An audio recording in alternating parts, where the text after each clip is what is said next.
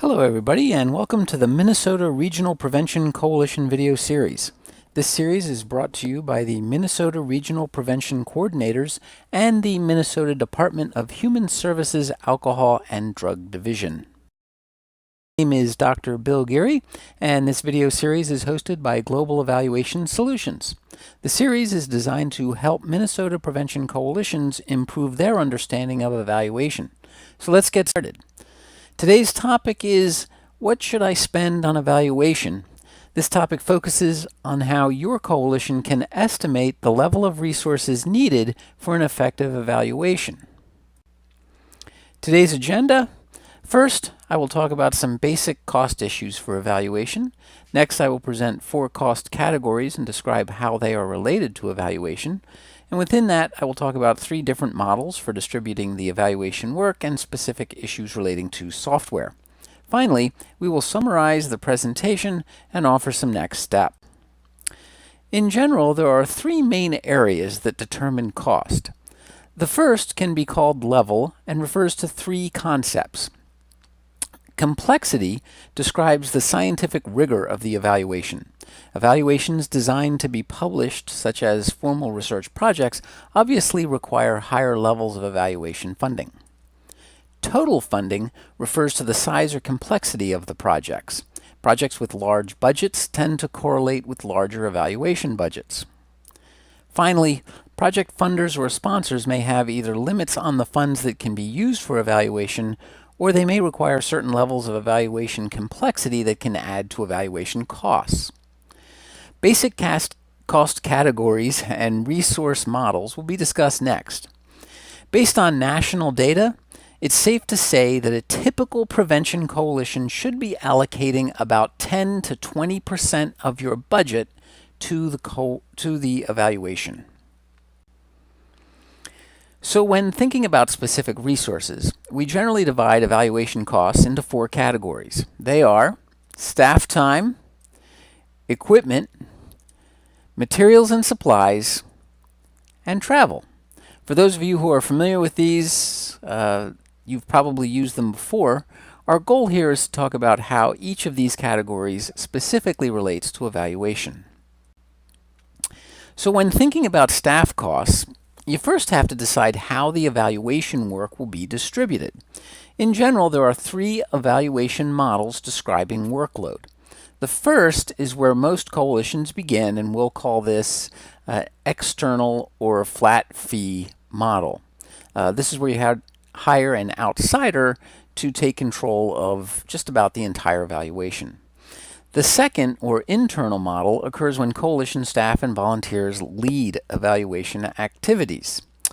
Finally, there can be a combination of both, where internal staff and volunteers work with an external evaluation consultant, and these can vary in terms of degree of workload.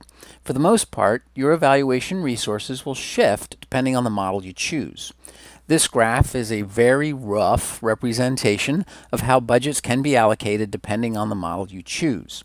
The next question is, how to know which model to choose? So when thinking about the model you would prefer, there are some important questions to consider. Some key questions include, how complex do we need the evaluation to be? Do we have the skills needed to conduct an internal or mixed evaluation? How much time can we commit to the evaluation? And part of that is thinking about how much time you're already committing to evaluation activities when you're conducting activities such as monitoring. Some things to keep in mind then about staff time. Internal models require staff's volunteer time for all aspects of the evaluation. Mixed models will require an estimate based on the tasks that internal staff and volunteers are going to do versus what outside consultants are going to do. And external models still require staff time to arrange meetings, conduct meetings, and quality check products and deliverables. I've found that most coalitions do not consider these costs when they are hiring an external evaluator.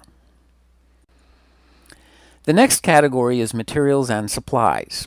Applying this category to evaluation means covering costs associated with collecting data, analyzing data, creating and distributing reports.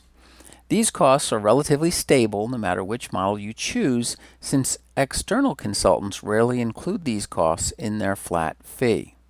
Typically, these costs are not very heavy for a coalition, particularly if you're using surveys at the state level. They will pay for the information to be collected, and often they will pay to analyze it, but you will still have to have time to look it over. Now let's take a moment and talk about software. In general, there are three categories for software. Proprietary, which is available at a cost. This includes Office-type programs, but for evaluation can include consultant-created databases. Some coalition evaluators charge a separate fee for the use of their software, and if you buy proprietary software from an evaluation consultant, be sure to allocate staff time for training on how to use the software, as well as data entry into both the consultant systems and the funders or organizations systems. There is also what we will call pre-existing, which involves software that is often proprietary, but the organization already has easy access to it. For example, most organizations already have licenses for Office, giving them access to programs such as Excel and Word.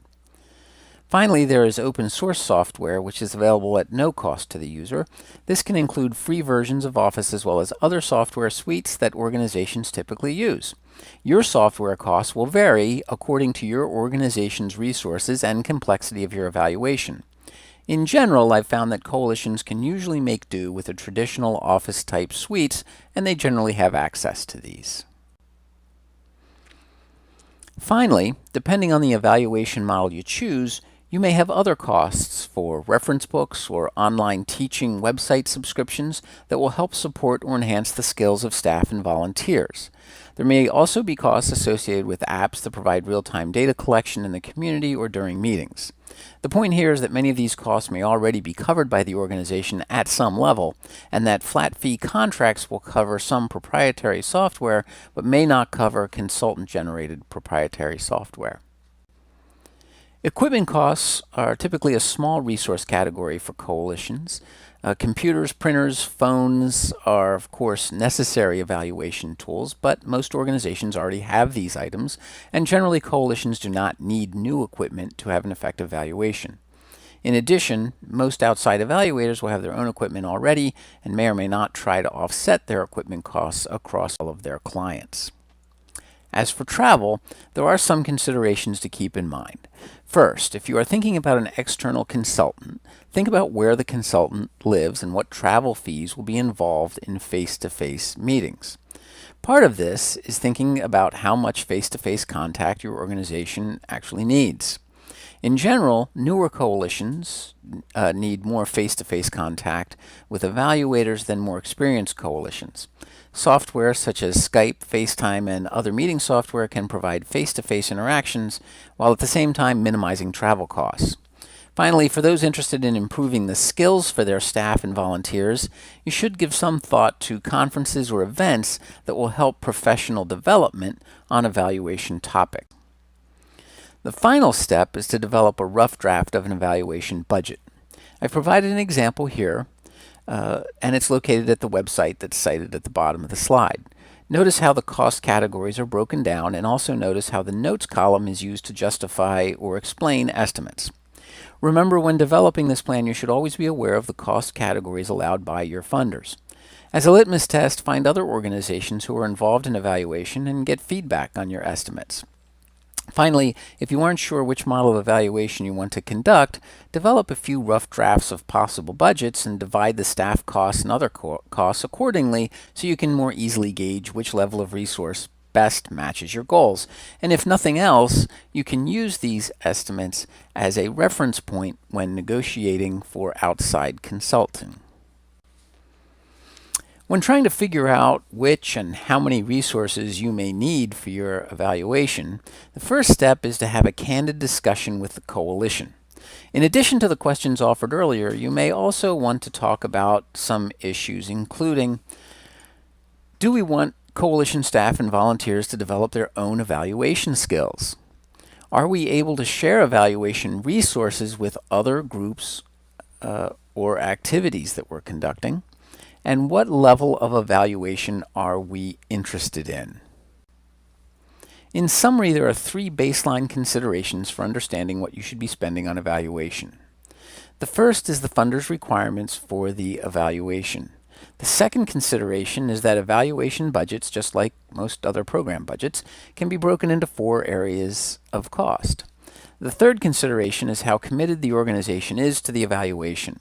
Quite frankly, not every coalition or organization really needs a high level of evaluation to meet their organizational and stakeholder goals. Others may want to do that. Your next steps then would be talk to your partners, staff, and volunteers about a few issues.